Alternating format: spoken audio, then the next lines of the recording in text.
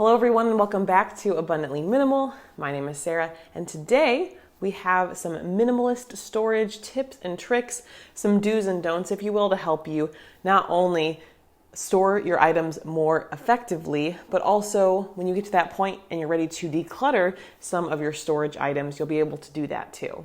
Something I'm very excited to share is that this is the first video in a 7-day series that we'll be doing on the channel, 7 Days of Simple. I will not be uploading every single day just because I don't know how creators do that. That seems exhausting, but I'll have a video every other day for the next 14 days or so. So you'll have lots of different things that you can use to help you end the year in a minimal and intentional way and start the new year fresh. So you're here for the first one. We'll jump right in with some do's and don'ts for minimalist storage. First, don't overfill drawers or likewise shelves and other storage areas. When something is overflowing with stuff, it becomes so much more irritating to use, and you're probably not going to be regularly putting items back in where they belong.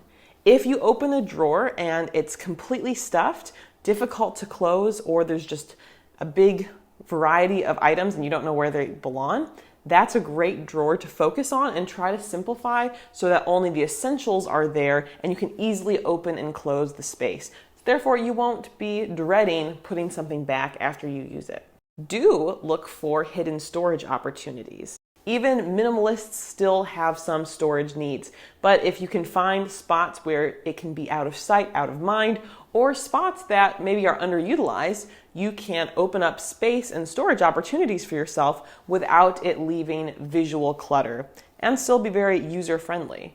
A great example of this is in our laundry room. Behind the door, we never really go back there for any other reason, but we have some storage bins set up with a few of those miscellaneous type of items, and it's easy for us to access those, and no one really knows they're there unless we're specifically going to that spot. So it was a great way to take some wasted space and make it much more user-friendly.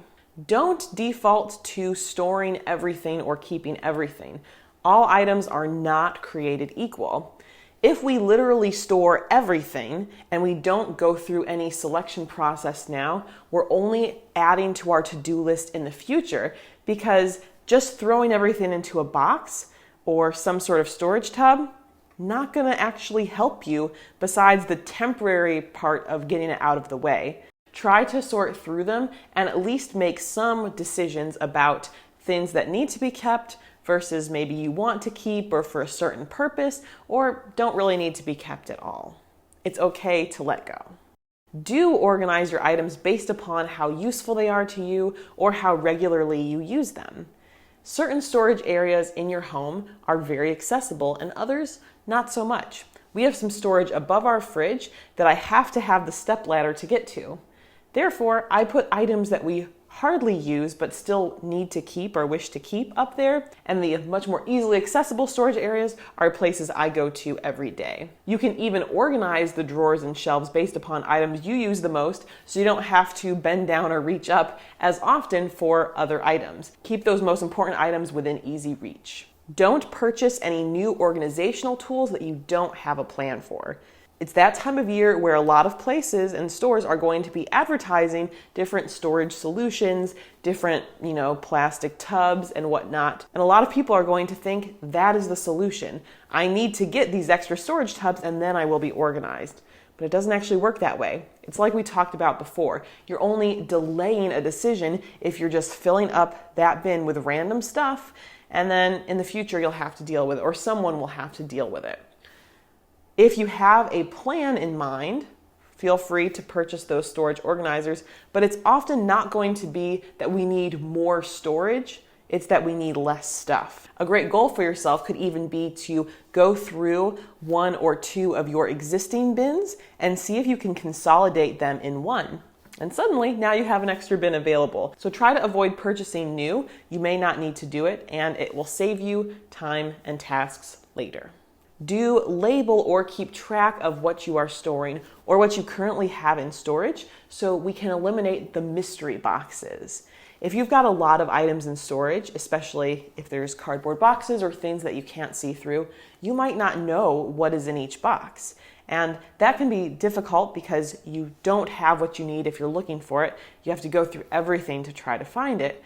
But also, sometimes those mystery boxes, there are items that are completely useless and you'll be surprised why you still have them.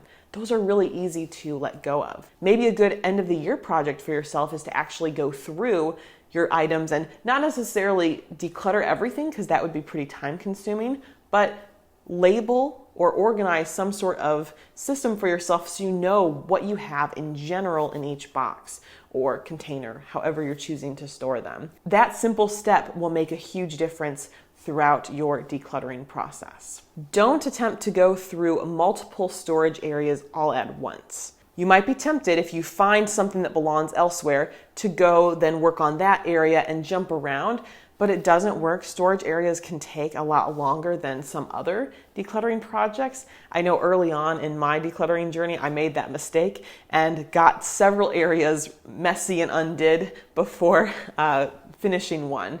Pick one that you want to work on and focus on that. A good solution, though, do create some sort of temporary clutter zone or a work zone in your home so you have a place you can set any homeless clutter that you find or items that don't have a clear space or need to be moved elsewhere. Just so you've got a spot for these. It could also be some sort of box or bin. Just something so it's got a destination.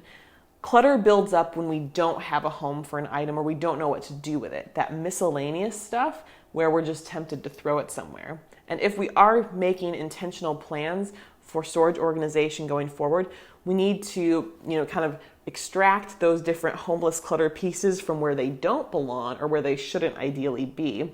And they need a temporary spot while we're working through the other areas.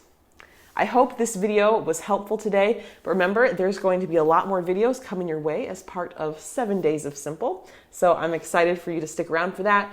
If you aren't subscribed yet, why not join us right up here? And you can check out some other videos here. I'll see you in a couple days. Bye.